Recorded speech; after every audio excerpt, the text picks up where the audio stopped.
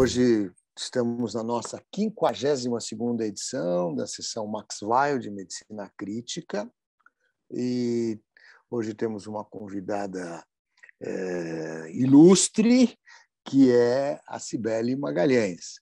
A doutora Cibele Magalhães, como vocês, ou pelo menos o pessoal do regional já conhece, ela é uma médica cardiologista, tá certo?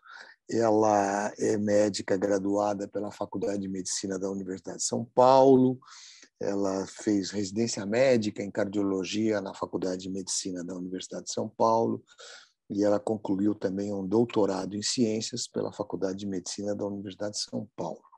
Muito bem, ela é nossa colega no regional de São José dos Campos, compõe, entre outras atividades, também a nossa comissão de revisão de óbitos, enfim, é uma pessoa que nos ajuda o programa de especialização de medicina intensiva, porque ela recebe os nossos especializandos num estágio supervisionado em cardiologia, enfim, é uma colaboradora do programa, é uma colega muito especial. E ela vem desenvolvendo um trabalho orientada pelo professor Paulo Saldiva, que é o professor titular de patologia da Faculdade de Medicina da USP, na qual ela vai apresentar para vocês, evidentemente, mas que se trata de recuperar, né, uma prática tradicional da medicina, que é aprender com os mortos, aprender através das autópsias, né? E quando nós fomos para São José dos Campos, a gente ficou até surpreso que uma cidade como São José dos Campos, que tem 700 mil habitantes, que hoje tem 2 faculdades de medicina, não dispõe de um serviço de verificação de óbito.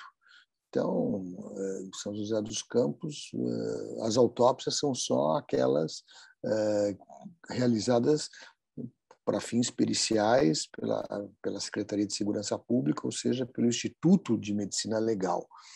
Isso faz com que a maioria, uma boa parte, naturalmente, uma boa parte das mortes são de causas naturais, elas não podem ser, às vezes, convenientemente esclarecidas, porque não há um serviço de verificação de óbito.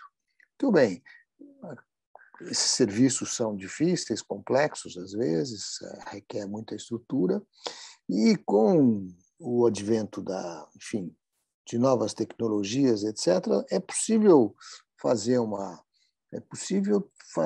autópsia mais invasiva, mais virtual, mais dirigida, né? E isso é que a Cibele vai nos mostrar, e com uma boa acurácia em relação ao procedimento habitual.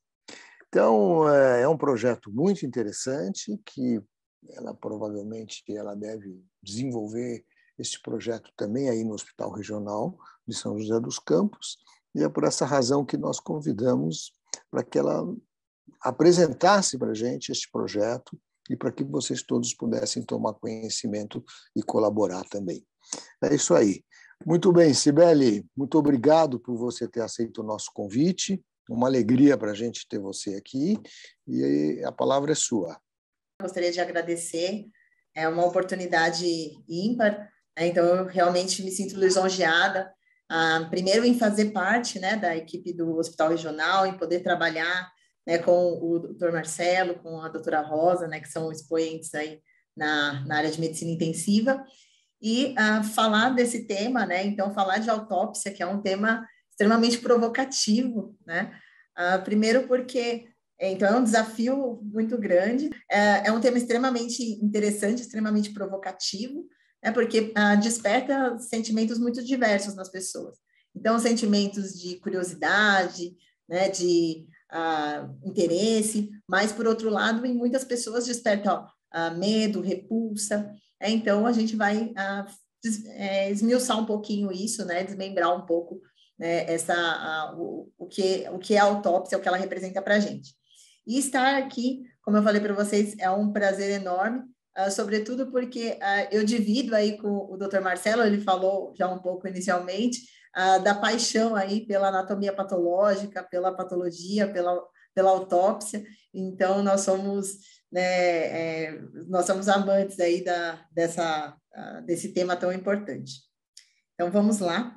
E para começar a falar de autópsia, então, quando a gente fala de autópsia, é inegável que nós pensemos, né, quando a gente pensa na medicina clássica, onde tudo começou, a gente vai pensar na autópsia, né? Então, é o aprendizado, né, o aprendizado com os mortos, onde tudo começou. E aí eu trouxe para vocês aqui um pouquinho, né, essas imagens que trazem para a gente, nos lembram um pouquinho do príncipe aí dos médicos, né? Então, considerado pai da medicina moderna, que é o Avicena, já no século XI, então, nos estudos em autópsia, né, vocês podem ver aqui, então, manuscritos aqui dele, né? Então, desenhos já em detalhes, né? Esmiuçando aí a anatomia e a fisiologia humana. Então, na história, né, das autópsias, então, nos últimos 2000 anos, as autópsias elas foram decisivas, né, para a compreensão da anatomia e da fisiologia humana. E diversas figuras, sobretudo, né, no Ocidente, que nós conhecemos, então, o Avicena, o Leonardo da Vinci, aí no Renascimento, né, e através dos estudos dos mortos, dos estudos das autópsias, contribuíram de maneira muito significativa aí para o avanço da medicina. Então, essa imagem aqui, para quem não leu, né, acho que é bem interessante, o livro físico, né, talvez muitos de nós já tenhamos lido, que ele faz justamente, né, lembra um pouquinho fala um pouquinho dessa figura do Avicena, né? Então, o livro, o físico, ele mostra uma jornada, né, de um jovem inglês que vai da Inglaterra até a Pérsia, né? Então, o Avicena era da Pérsia, e em busca, né, atrás desse mestre, né, que aprendia tanto com as autópsias, que ensinava, né, os alunos através das autópsias. Então, é bem interessante, vale a pena, né? Então, quem não teve a oportunidade de ler, existe um filme também. O Leonardo da Vinci, né, então, no Renascimento, né, séculos aí 15 e 16, que também colaborou de maneira muito importante. Então, vocês veem o grau, né, de detalhes, né, dos manuscritos, né, dos desenhos do Leonardo da Vinci. Então, o quanto que ele aprofundou, né, no estudo da anatomia, né, especialmente da anatomia humana, a partir da realização das autópsias. E como a gente, né, bem descreve, que estudar as autópsias, né, então, através da morte, é uma maneira excelente, né, talvez uma das melhores da gente compreender melhor a vida. Então, estudar a morte para aprender melhor como a vida funciona, entender como a vida funciona. E qual a importância? Então, a gente, mas isso foi há muito tempo, né? A medicina já evoluiu muito, mas e hoje? Essa acho que é uma grande pergunta. Qual a importância da autópsia hoje? A autópsia, ela ainda, né, nos mostra sendo uma importante ferramenta de pesquisa, né, tanto na melhoria dos conhecimentos técnicos científicos, de uma forma geral, e na área da saúde, na área da medicina especialmente. Alguns pontos que a gente destaca. A questão da melhoria na educação médica, né? Então, o que a gente pode aprender com os casos clínicos, né? Com as autópsias, com a busca, né? Por estabelecer de maneira mais definitiva a causa-mortes, tá? Monitorar a qualidade da assistência que a gente fez. Então, a autópsia é sempre o gabarito, né? Então, a gente vai ver qual é o resultado, né, das condutas que a gente tomou, se foram condutas adequadas ou não, se teve um impacto positivo, se a gente conseguiu prevenir o que a gente gostaria, né? Na identificação de novas doenças.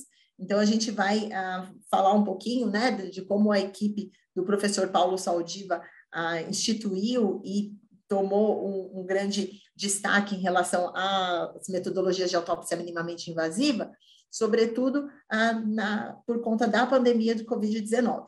Então, nos momentos de no aparecimento de novas doenças, de doenças assustadoras, né, como a própria a epidemia do HIV, né, da AIDS, também do H1N1, foram momentos em que a autópsia ressurge, e na pandemia não foi diferente.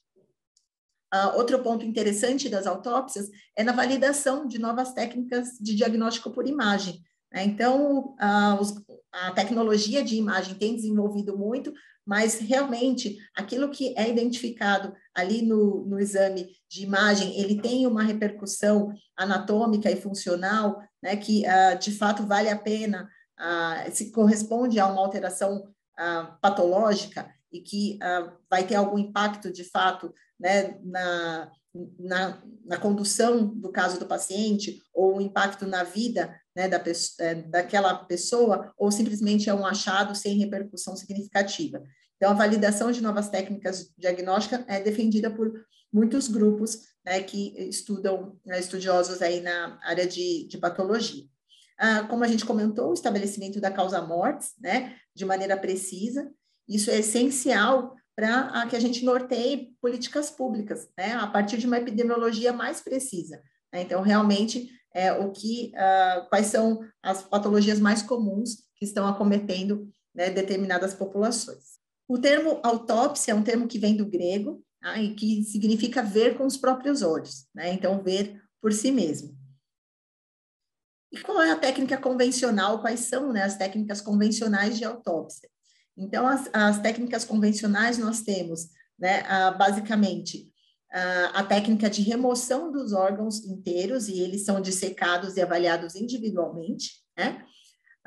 Outra técnica que acaba sendo uma das mais utilizadas é a remoção de massas, de monoblocos, né? Então, talvez alguns de nós que fizeram, né, as suas aulas de medicina, seu curso de anatomia, dissecando blocos de anatomia, vão se lembrar disso. Então, esses blocos, né, são dissecados por sistemas, tá? Aqui uma bela imagem, né, de um desenho aqui mostrando um trombo, né? Então, um achado, né, de autópsia bastante frequente. As autópsias, então, elas são subdivididas em etapas, né? Então, quais são as etapas pelas quais passa, né, o processo de autópsia? Então, primeiro que a autópsia convencional, então, vocês já podem ver aqui nas imagens, né? Então, são necessárias incisões, grandes incisões, né, para a gente expor toda a região do tórax, abdômen e pelve, né? Então, são grandes incisões necessárias.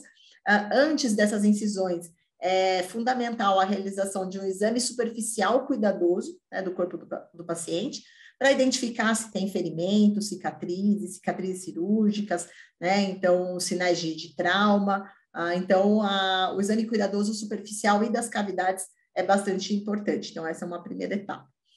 Depois, então, né, feita aí as incisões, a dissecção e exame dos órgãos grandes, como a gente comentou, podem ser analisados de maneira individual ou em blocos, e, por fim, o estudo com auxílio de microscópios, né? Então, a gente vai fazer o estudo dos tecidos, né, mais específicos, né, a histologia, a análise histopatológica.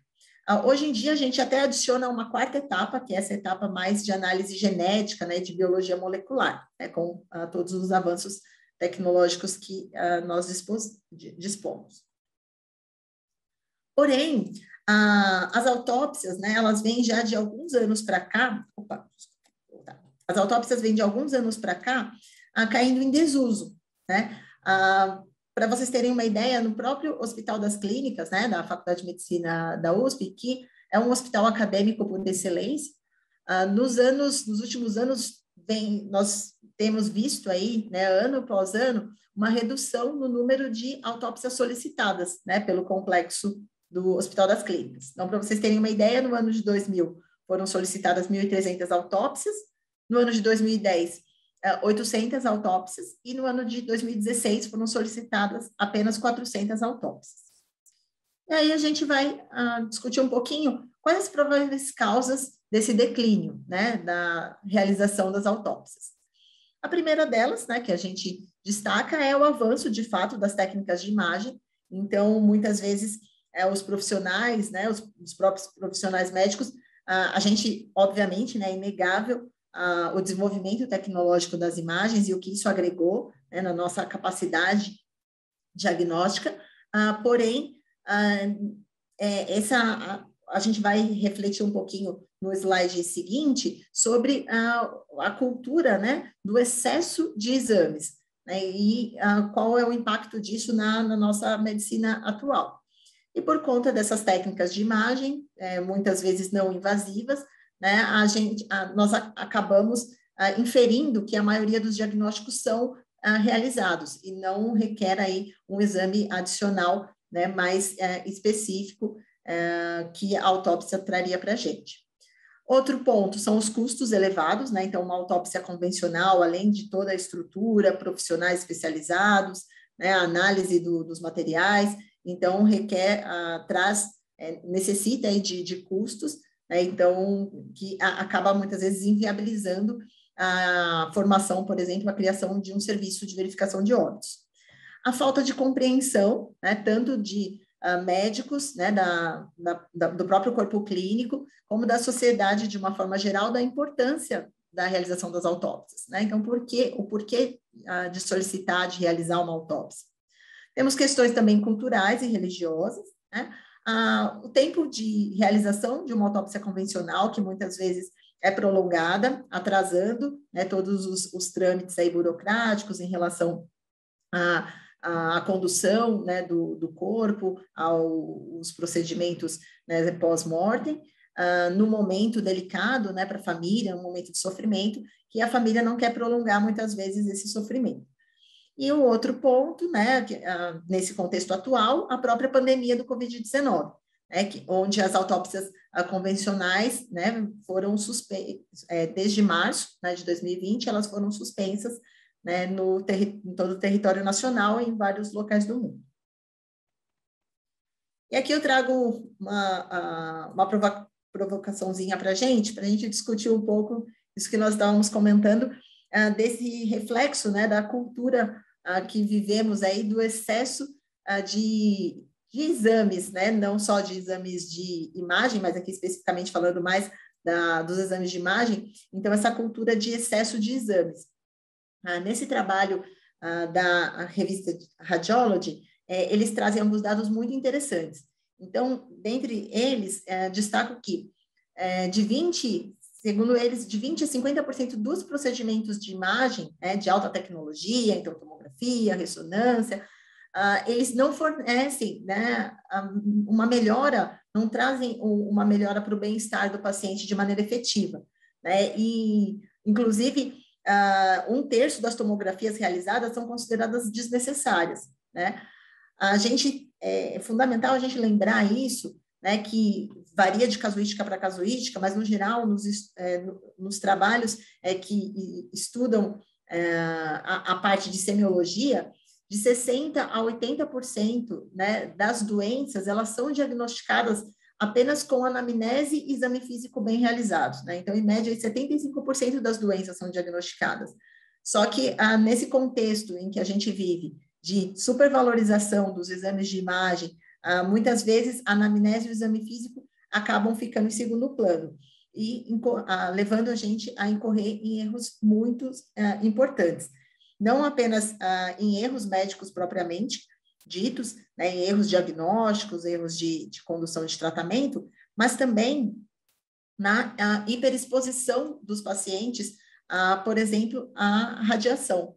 Então, esse trabalho é um trabalho bem interessante, eu até sugiro, né, se depois puderem, né, tiverem interesse, um trabalho de revisão que saiu no New England já há algum tempo, falando dos efeitos, né, da carga de radiação excessiva que né, as pessoas submetidas à tomografia ao longo do tempo pode levar, né, ao aumento do risco de câncer, e eles fazem a análise de alguns cânceres específicos, né, onde já tem documentado isso. Então, é bem interessante, tem os gráficos que mostram isso, vale a pena.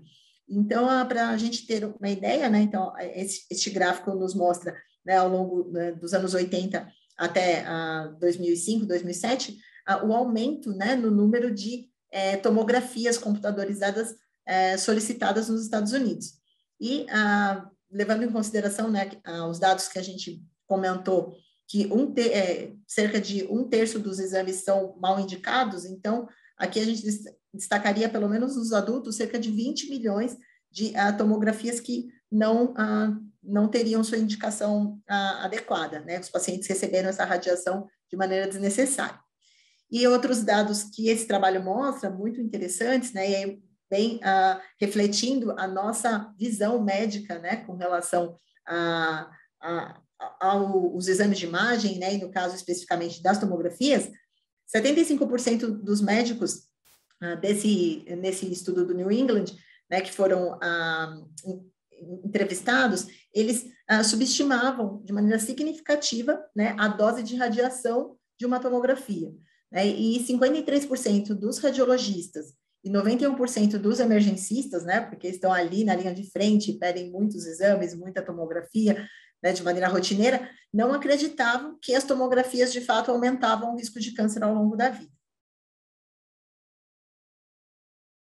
Falando um pouquinho da história, né, do serviço de verificação de óbitos da capital, né, da capital paulista, né, na verdade é o serviço de verificação de óbitos da capital, mas o serviço de autópsias de São Paulo, né, que recebe pedidos de autópsia de todo o estado, ele é diretamente, né, ligado à Faculdade de Medicina da USP.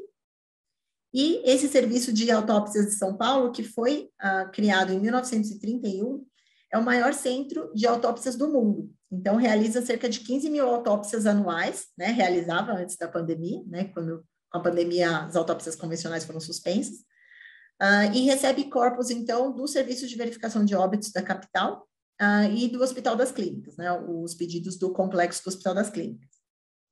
Desde a sua criação, né, em 1931, o serviço de autópsias da capital foi essencial, né, na formulação de uma série de políticas públicas, né, em saúde na região, na capital e no próprio estado de São Paulo como um todo.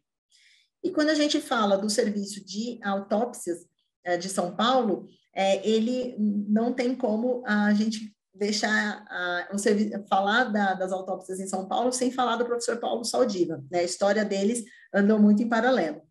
Então, o professor Paulo Saldiva, né, que é um vanguardista na sua área, não apenas na área das autópsias pura e simplesmente, mas ele trouxe muito em debate aí para a sociedade civil, né?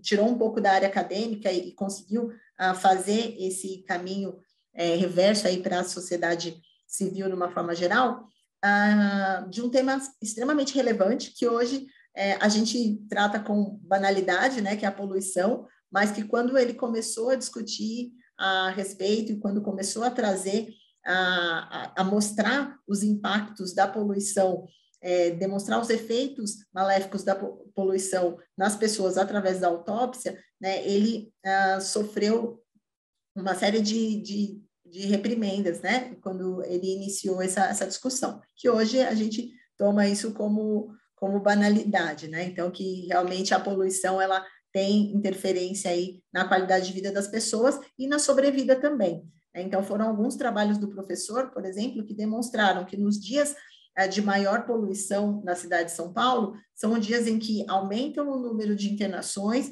por doenças cardiovasculares, por doença respiratória, e aumenta o número de óbitos, né? Inclusive, alguns dos estudos dele, dos efeitos da poluição atmosférica, foram, o impacto disso na saúde das pessoas, serviram de subsídio, né, para a criação do rodízio de veículos em São Paulo, por exemplo. No contexto, então, da pandemia, como a gente comentou,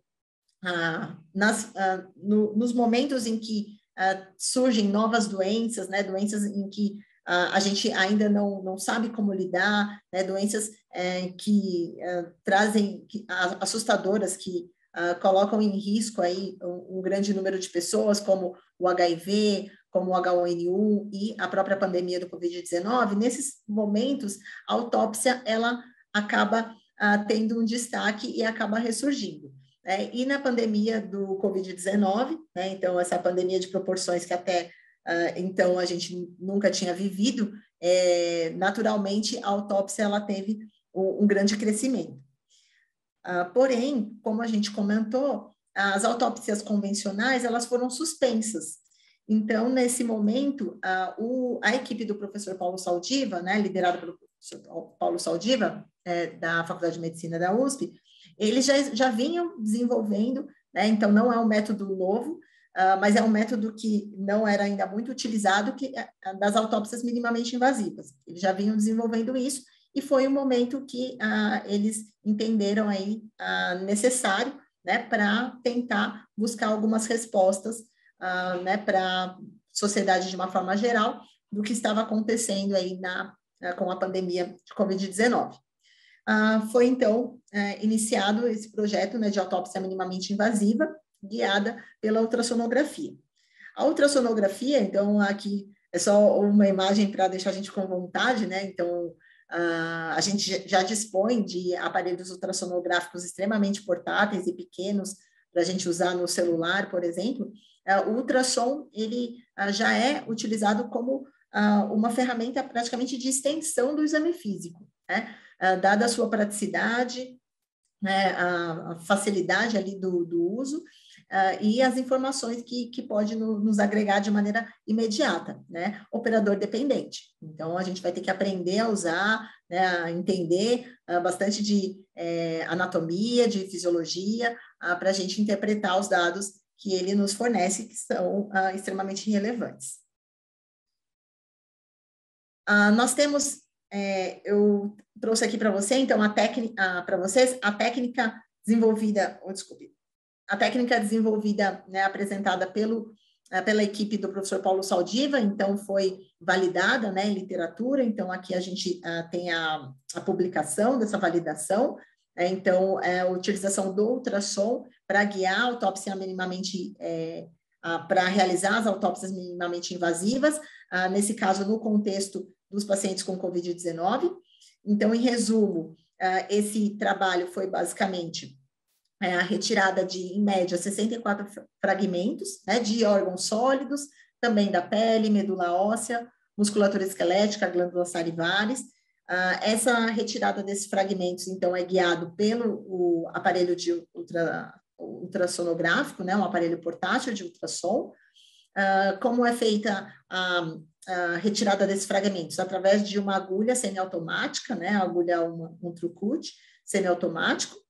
Posteriormente, essas amostras, esses fragmentos são acondicionados e realizadas as análises histológicas, bioquímicas, e em alguns casos, análises também genéticas e de biologia molecular, né, e análises mais específicas. Aqui, então, mostro para vocês, então, são imagens da sala, né, no serviço de realização de autópsia minimamente invasiva, lá da faculdade. Então, aqui o professor Paulo mostrando para a gente o Trucut, né? Este aqui é um aparelho de ultrassom portátil, né? Então, acoplado, né? Já diretamente ao Trucut, mas o que eles mais utilizam é mesmo esse outro aparelho maior aqui, de ultrassom, é um aparelho comum, e esse aparelho de ultrassom vai nos guiar, né, a fazer as autópsias, né, através da coleta de material, que depois são acondicionados, né, e encaminhados para as respectivas análises. Eu trouxe aqui essa frase da professora Marisa, né, a professora Marisa, que é uma das também líderes aí da equipe, né, do professor Paulo Saldiva, que a pandemia ressuscitou a autópsia, né? Então, de fato, né, a equipe é uma equipe extremamente, é uma equipe pequena, né, é uma equipe extremamente pequena e que conseguiu feitos gigantescos, né, no contexto da pandemia do Covid-19, né, auxiliando de maneira bastante importante, né, a gente a entender melhor, né, a repercussão, as manifestações da Covid-19 nos pacientes graves. Então, eu destaco aqui para vocês, né, alguns trabalhos. Então, em 6 meses, né, eles publicaram pelo menos 5 trabalhos de impacto, né, em revistas grandes, mostrando, auxiliando a gente de maneira bastante importante na compreensão da doença, com imagens muito interessantes, né? Então, como essa aqui que eu trago para vocês, né, a presença de dano alveolar difuso, né, de 8 entre 10 pacientes analisados.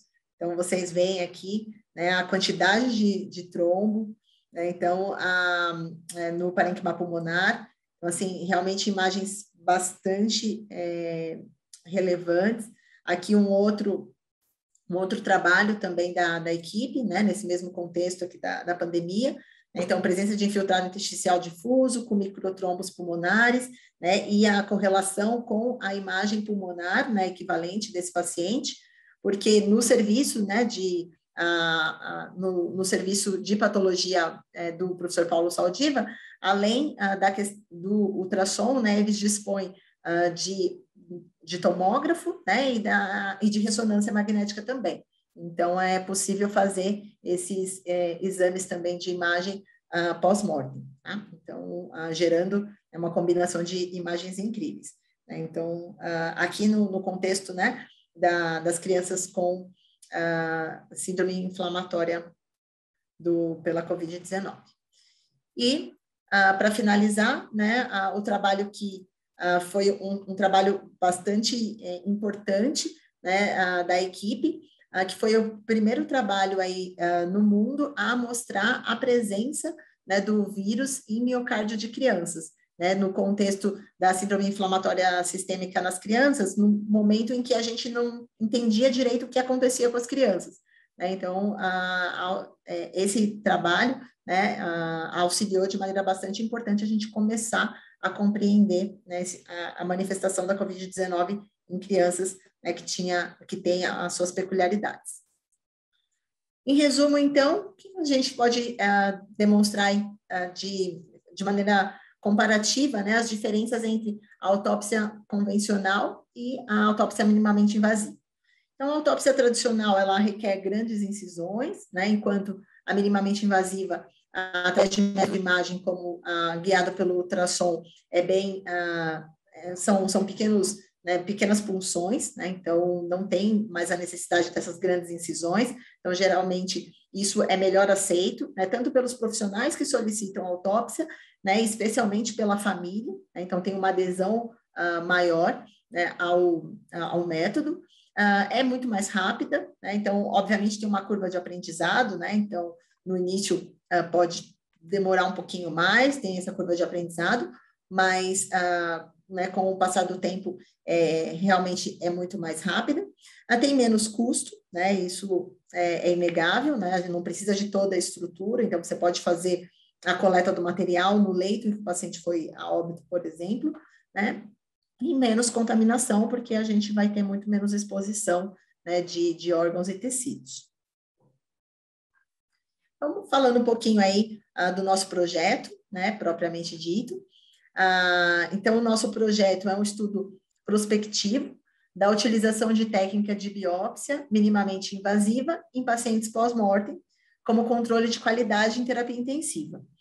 No adulto, né, então, inicialmente liderados por mim, nas crianças, na parte infantil, pela doutora Aline Marinho, né, da UTI pediátrica do Hospital Regional.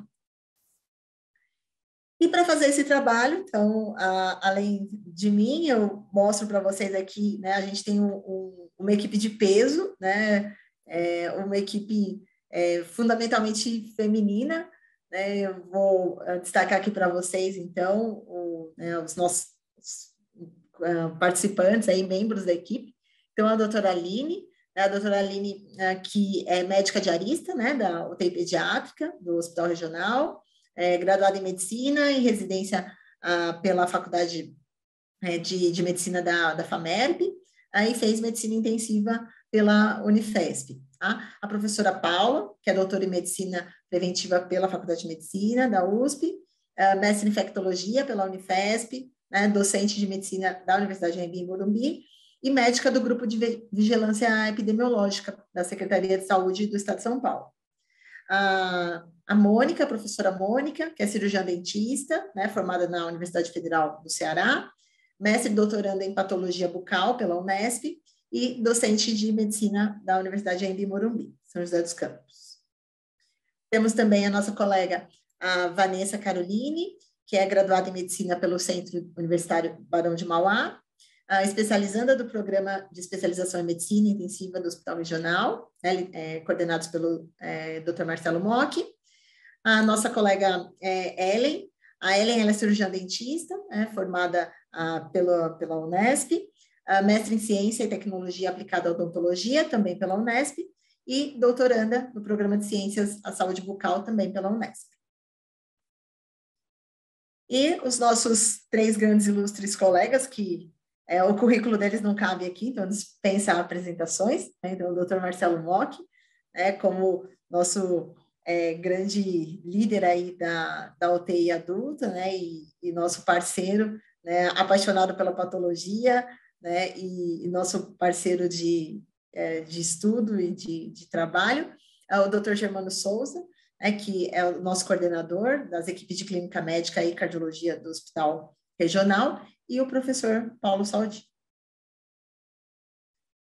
Não posso deixar de destacar também nosso grupo aí de estudos, tá? Que é um grupo muito importante, são os alunos da Liga de Patologia e Investigação Clínica, né, que estão aí com a gente, né? Então, nós temos feito algumas reuniões, né, de apresentação, né, de artigos, de discussão de artigos de patologia, né, e eles estão com a gente aí já há quase um ano, né, estudando esse tema e se interessando e aprofundando, e todos nós aprendendo juntos aí um pouquinho mais a cada dia. E entrando um pouquinho mais nos detalhes, né, do nosso projeto, qual a importância, então, desse projeto para São José dos Campos?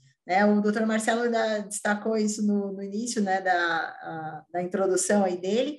Realmente, a região de São José dos Campos é uma região estratégica, né, porque, além de não dispor, né, de serviço de verificação de óbitos, é um polo de convergência da região. Então, a DRS 17, onde nós estamos inseridos, então, abrange 39 municípios, né, da região do Vale do Paraíba, Litoral Norte, né, mais de 2.500.000 habitantes, né, e não tem o serviço de verificação de óbitos, né, isso é uma fragilidade muito grande do sistema, né, sendo que a DRS 17, né, ela possui o 4º pior índice de causas básicas de óbito dentre os 17 departamentos do estado, tá? Essas informações, né, eu agradeço, né, publicamente a doutora Paula, né, a doutora Paula que faz parte do Grupo de Vigilância Epidemiológica 27, né? Este grupo que abrange 8 municípios, né? Então, São José dos Campos, Jacareí, Caçapava, Jambeiro, Paraibuna e Monteiro Lobato. E do ano de 2020 a junho de 2021, para vocês terem uma ideia, dos 20.870 óbitos registrados, né, nesse grupo de vigilância epidemiológica, 5,6% tinha uma causa básica de morte indefinida. Então, daí o destaque, né, da importância, né, de um trabalho como esse, que nos permite melhorar esses indicadores. E qual o objetivo principal do trabalho? Então, o principal objetivo é a coleta, né, de fragmentos de tecidos pós-mortem, né, guiados por ultrassonografia, no ambiente de terapia intensiva, à beira-leito, né, para a realização da análise histológica e bioquímica dos fragmentos obtidos e, posterior, avaliação de concordância dos achados encontrados na autópsia versus as hipóteses diagnósticas e condutas terapêuticas, né, que foram instituídas aí para o paciente ao longo da internação, né? E como que a gente faz essa correlação? Como a gente faz essa análise, né, dos achados da autópsia versus as hipóteses e as condutas terapêuticas? Utilizando os critérios de Goldman. Tá? Então, os critérios de Goldman são critérios já bastante conhecidos, né, estabelecidos na literatura, para análise de discrepância entre autópsias. Basicamente, o objetivo central, né, é encontrar as discrepâncias classe 1 e 2. E a classe 1 dos critérios de Goldman mostra o quê? Que a gente achou, né, então foi diagnosticado na autópsia um achado central, e esse achado não foi previamente reconhecido durante a internação do paciente, né? E isso esse achado teria teria um potencial aí de reversão, né, do quadro que levou ao desfecho morte, né? Então, essa é a classe que a gente procura evitar ao máximo. Então, é muito importante a gente identificar as situações em que isso aconteceu, né? Então, um achado, por exemplo, né, um tromboembolismo pulmonar extenso e que foi a causa mortis daquele paciente e que não foi nem suspeito durante a internação, por exemplo, ou não foi tratado para isso, né? A classe 2 é quando ou não foi identificado, né, durante a internação um quadro importante, né, o quadro principal não foi diagnosticado, porém não teve impacto significativo no desfecho morte, tá? Essas são as duas principais classes, né, que a gente busca focar, né, nesse tipo de trabalho, tá? No caso, classe 3 é quando deixou de ser identificado diagnósticos de menos importância, né? Classe que não tinham, mas que não foram relacionados com a causa óbito diretamente, né? E a classe 4, outros diagnósticos que deixaram de ser identificados. No 5 é o ideal, né? Que são quando há concordância absoluta, e na classe 6 é o diagnóstico de autópsia indefinido. Além disso, nós temos alguns objetivos secundários, né, que eu coloco aqui como objetivos específicos, que, em decorrência, né, a partir desse objetivo central, a gente consegue esmiuçar. Então, dentre eles, destaco as reuniões anatomoclínicas, né, para apresentação e discussão dos casos, né, então, essencial aí no processo de educação continuada. Então, esse é um dos nossas principais intenções com esse tipo de trabalho.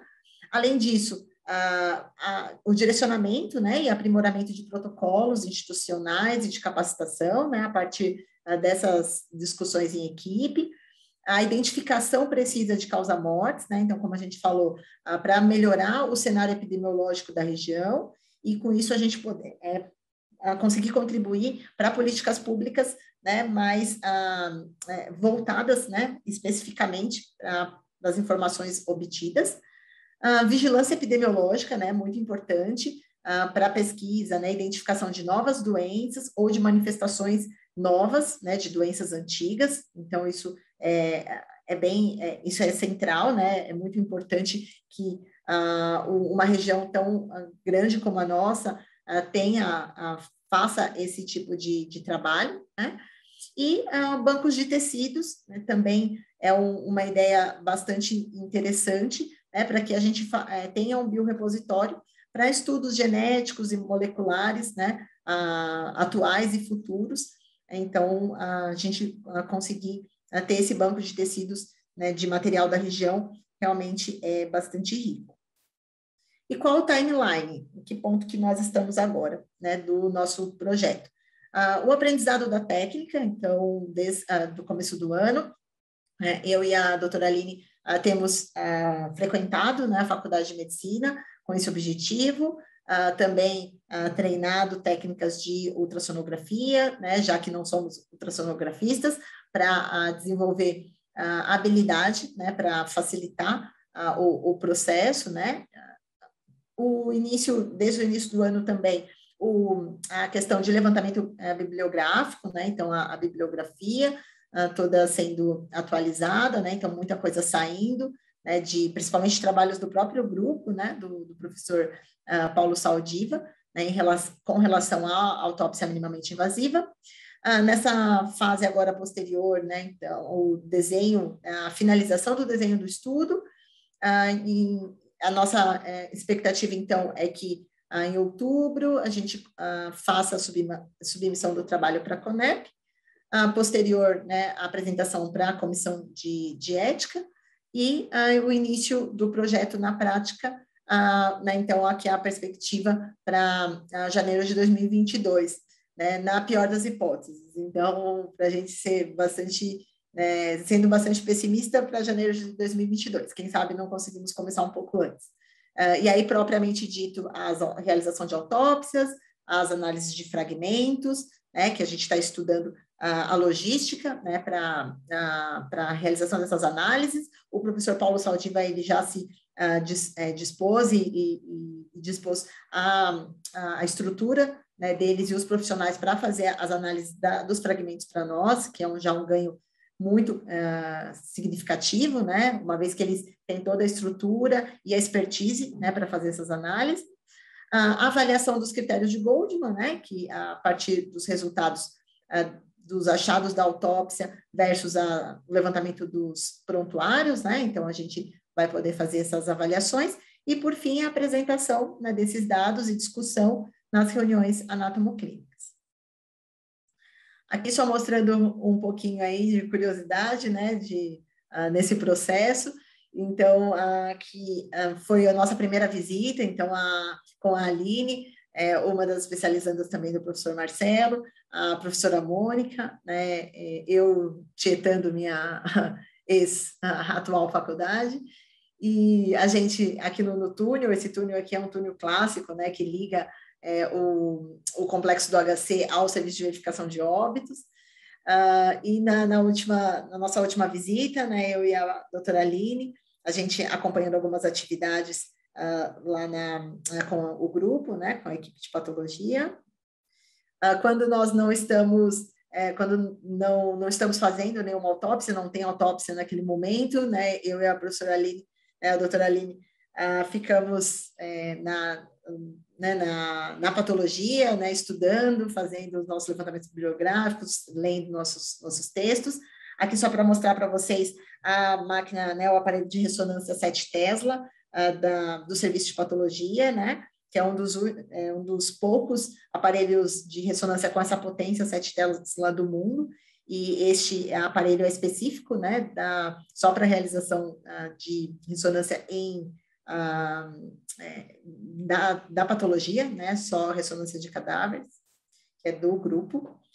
E uma mensagenzinha para casa, se os meus alunos já estão um pouquinho acostumados, eu sugiro para quem não leu ou não lembra, ou né, talvez não tenha ouvido falar, lê o livro, o físico, é bem interessante, porque de uma forma lúdica, assim, mostra um pouquinho, né, essa fase clássica aí das autópsias, né, então faz referência ao mestre, né, ao príncipe da medicina, né, então ao Persa Avicena. Então eu sugiro, né, essa leitura.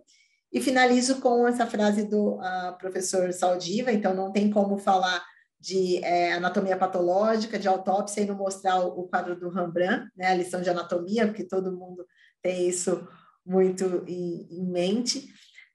Então, o professor diz que, bem interpretadas, as autópsias são um manancial de dados para ajudar a melhorar o lugar onde vivemos. Uma dolorosa e trágica oportunidade de analisar o interior de milhares de corpos e ler os efeitos da cidade nas pessoas, com o consolo de contribuir para melhorá-las. Então, nós sabemos que os desafios são muitos, mas um passinho de cada vez a gente chega lá. Então, obrigada. Ótima apresentação, excelente, Sibeli.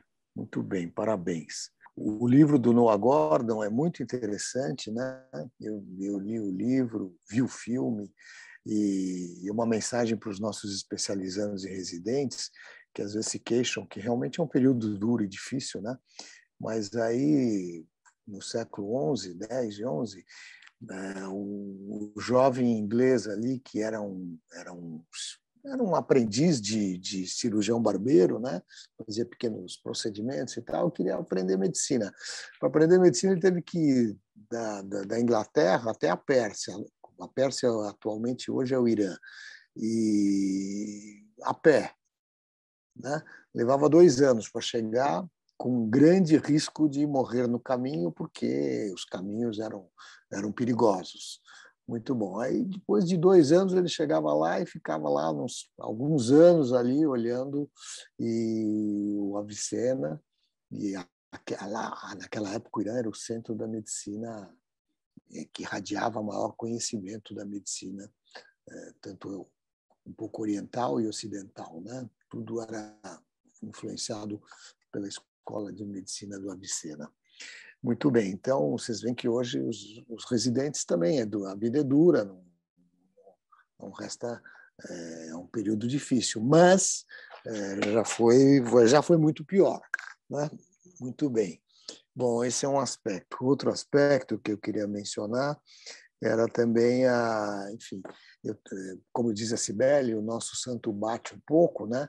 E eu também sempre, um dos professores que mais me influenciou na minha vida, na vida acadêmica, enquanto eu era aluno, né? E depois, a vida inteira, foi o meu professor de patologia, que era o professor Walter Edgar Maffei, já falecido, e era um professor de patologia, escreveu vários livros, etc.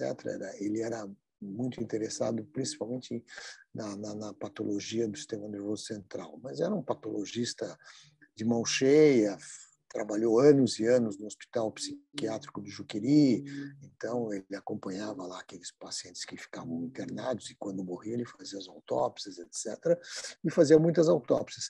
E era o professor da patologia. Ele fundou praticamente a anatomia patológica na Santa Casa de São Paulo.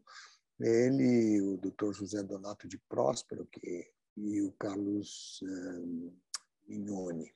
Bom, as aulas, as autópsias, né, que a gente assistia com o professor Maffei eram marcantes. Ele era um sujeito muito assertivo, muito polêmico, etc. Mas, enfim, a gente aprendia. Ele, enfim, todo o método de abrir o corpo, de tirar os órgãos, pesa os órgãos, inspeciona, depois retira os fragmentos, etc. Então, todo aquele método que realmente você entende, ajuda muito na compreensão das doenças, né? Os trabalhos do grupo do professor Paulo Saldiva agora em relação à Covid-19, quer dizer, quando a gente olha aquele dano alveolar difuso, quando a gente olha aquelas imagens dos capilares trombosados, cheio de trombos, a gente entende que mesmo a gente olha a tomografia, o pulmão está aerado, a complacência do pulmão é boa, mas o paciente está hipoxêmico e a dor está aumentando. Por quê? Né? Olhando aquelas imagens. Então, é muito difícil você fazer medicina sem patologia. Eu não consigo conceber. Esse projeto do professor Saldiva e da Cibele, ele realmente ressuscita a patologia, que é o lugar, quer dizer, os mortos ensinam os vivos. É óbvio que é assim, né? Então, a gente deixar de utilizar isso é um retrocesso. Ela mostrou muito bem, os exames de imagem trazem uma nova contribuição, evidentemente, mas não resolve o problema, né?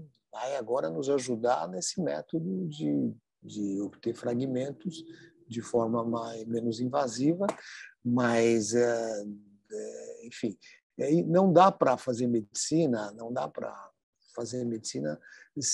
sem patologia, gente, sem saber do que o paciente morreu, sem estudar as alterações nos órgãos, para poder ter um entendimento melhor, certo? Muito bem. Esse projeto da Cibele, ele vai ser trabalhado, ele vai ser desenvolvido no Hospital Regional de São José dos Campos. Então, evidentemente que e vai ser desenvolvido na unidade de tratamento intensivo, tanto adulto quanto pediátrica. Evidentemente, nós vamos avançar na hora certa, vamos conversar com as nossas equipes, etc. E será um procedimento que será feito à beira-leito, tá certo? Logo após que o paciente tiver falecido, tiver morrido, tá certo? Então, tudo isso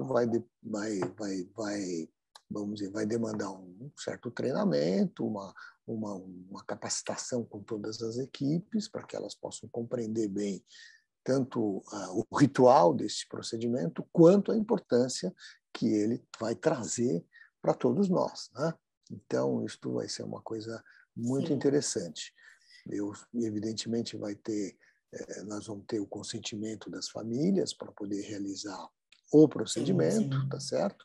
Isto também é um ponto importante, e com isto, muitos familiares, eles até gostariam de saber exatamente qual foi a causa-morte e se eventualmente se pode, além de elucidar melhor aquela situação, se há medidas que podem ser adotadas em relação aos demais familiares, etc., para prevenir mesmo os desfechos, né?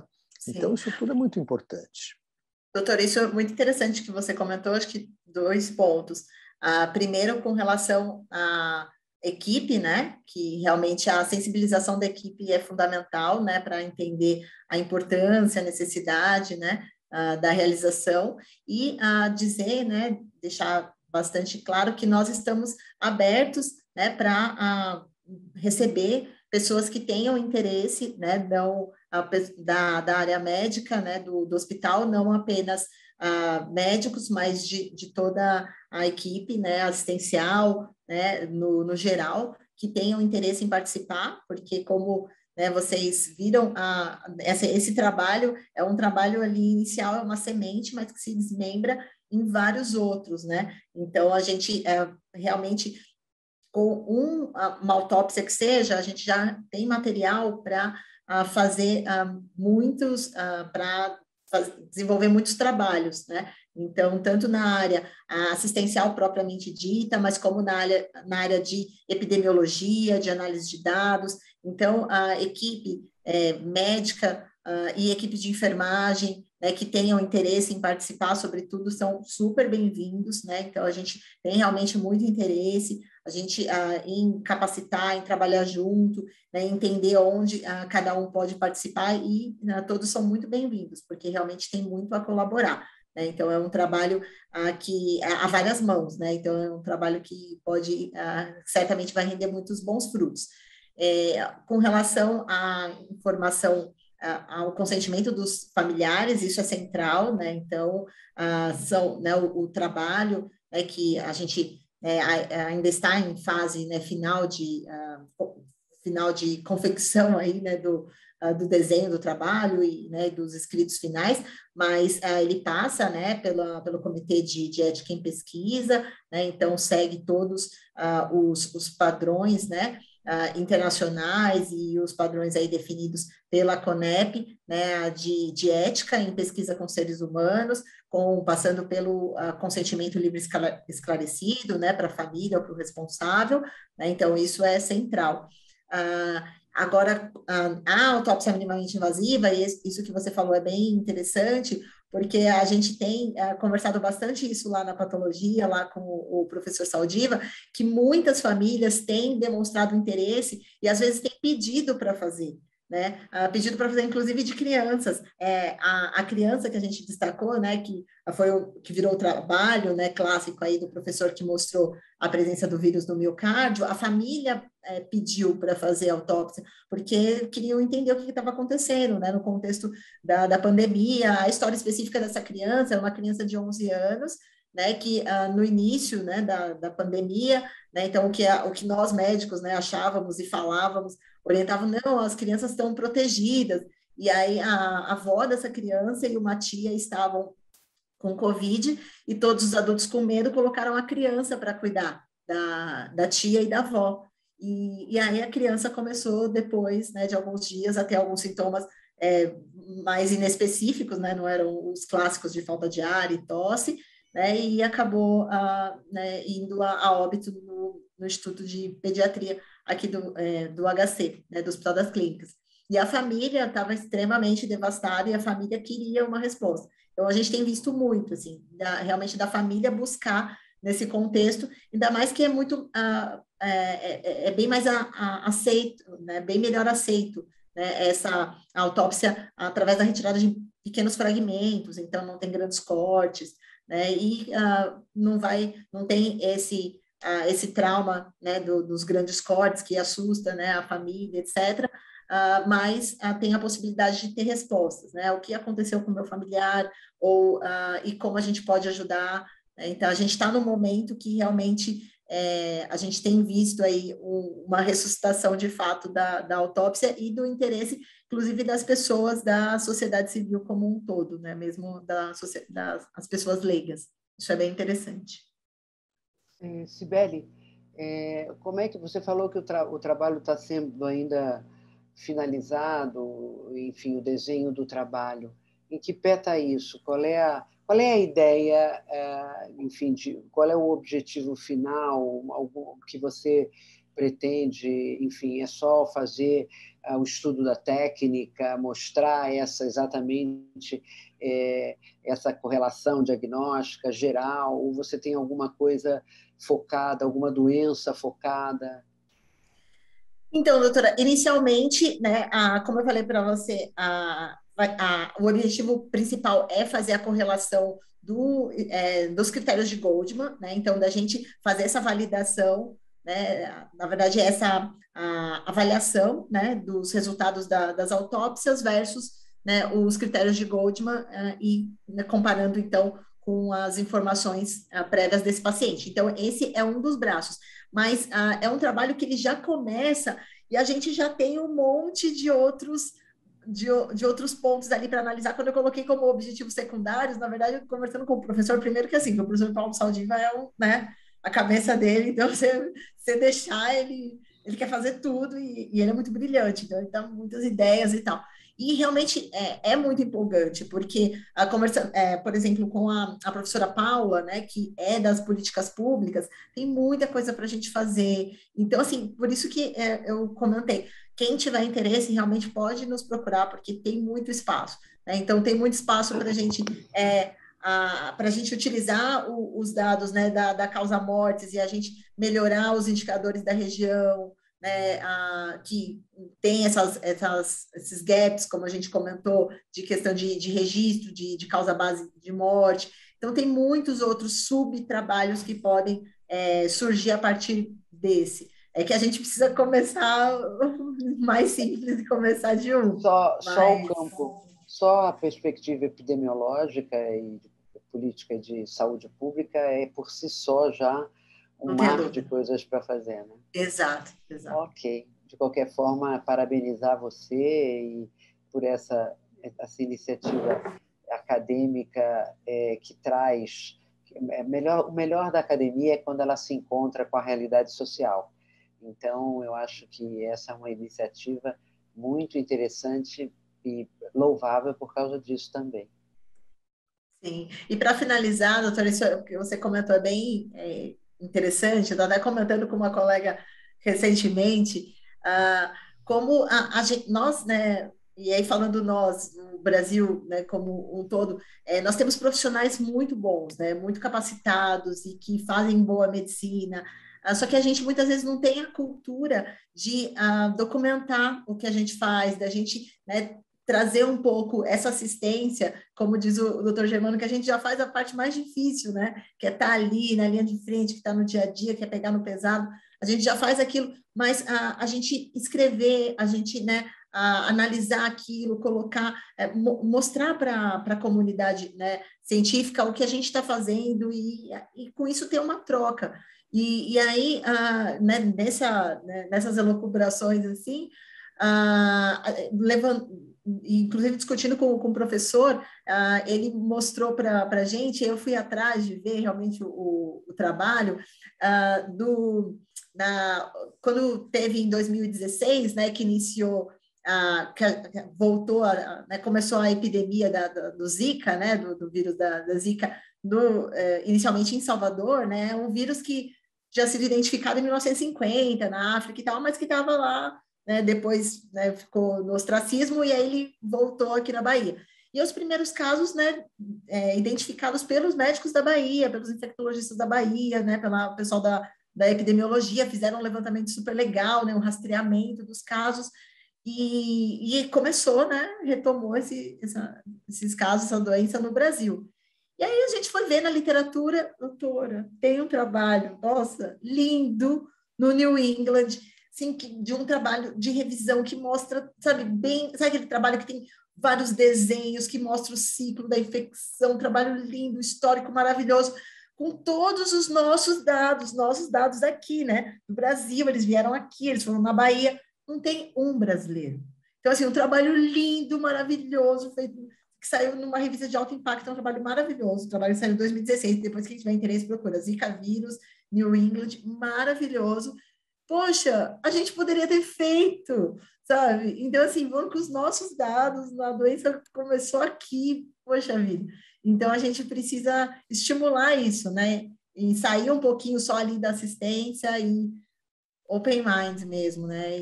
E a gente começar a fazer um pouco mais de troca ali com o mundo científico, né? Muito bem. A Paula Carnevale concordou com a observação da Rosa sobre a sinergia entre a academia e a realidade social. Eu queria agradecer novamente a Cibele, que aceitou nosso convite, que fez uma apresentação excepcional, tá certo? O tema é um tema de muita relevância e está abrindo uma perspectiva muito interessante para todos nós aqui da região de São José dos Campos e do Vale do Paraíba, tá certo? Quero agradecer a todos que participaram da nossa sessão. Muito obrigado. Tchau, tchau. Muito obrigada.